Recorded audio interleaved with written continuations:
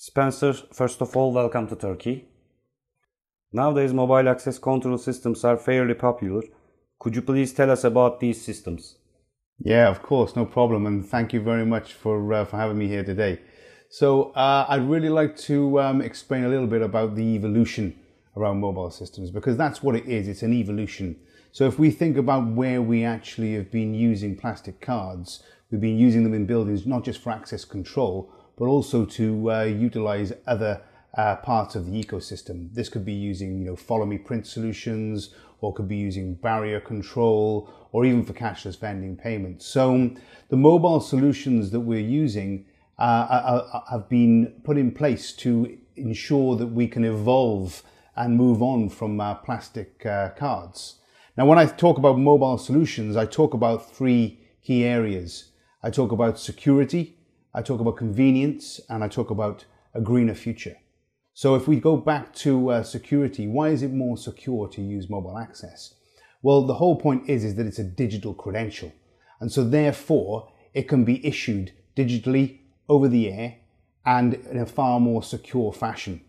The point is as well is that a mobile credential can be upgraded. So if a patch is needed, it's far more easier to securely upgrade that patch in a digital format. The other point as well is that if somebody loses a plastic card today, it may be hours, days, or even weeks before they notify the security room that they've lost that plastic card. Whereas if they've lost their mobile device, and hence their mobile credential, they know pretty much immediately. So from a security perspective, using a mobile credential in a digital form is far more secure. The other point around is convenience. So if we talk about convenience and the whole issuance, if you need to issue a plastic card today, you need to issue that physically to somebody. So somebody needs to come into the building and they need to actually be signed up to get the credential, give their details. Maybe a photograph needs to be taken, then it needs to be printed onto the plastic card. There's a lot of manual process that goes into issuing a physical credential.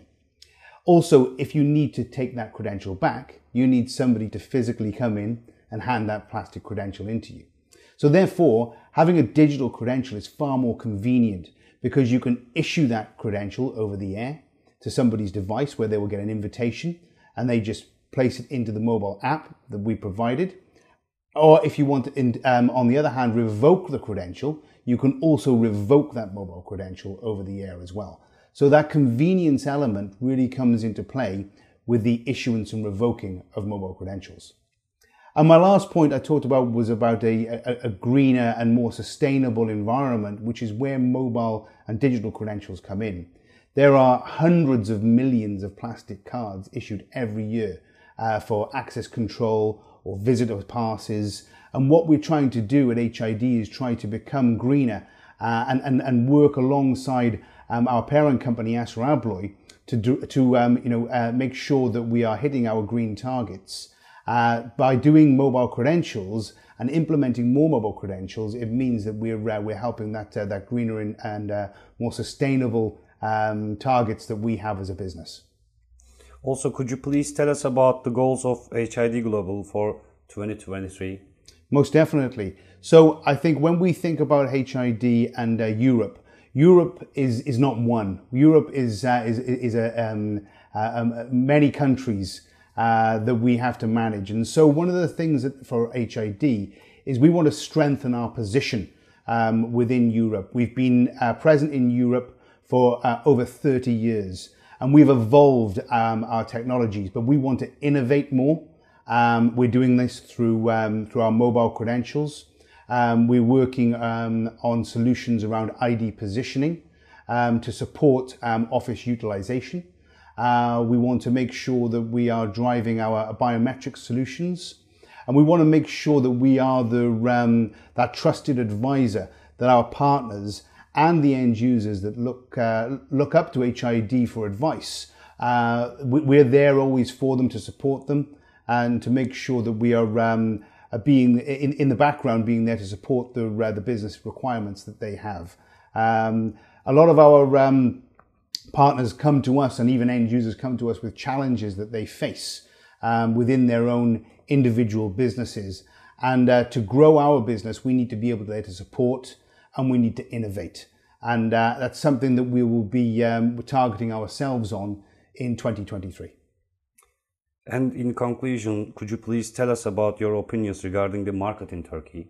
Well, it's my first time in Istanbul, and I've really enjoyed my time here so far. I've met a number of our channel partners, and our channel partners in Istanbul and obviously Service Turkey are very passionate about their businesses, and we will strengthen that partnership as time goes on. What we've talked about with them is a number of large projects, enterprise projects over the coming months and certainly into 2023. So the future's bright with HID and Assa Abloy in Turkey, and we're looking for a good 2023 for the future. As Zayif Akın, we would like to thank you for this interview. See you and take care. Thank you.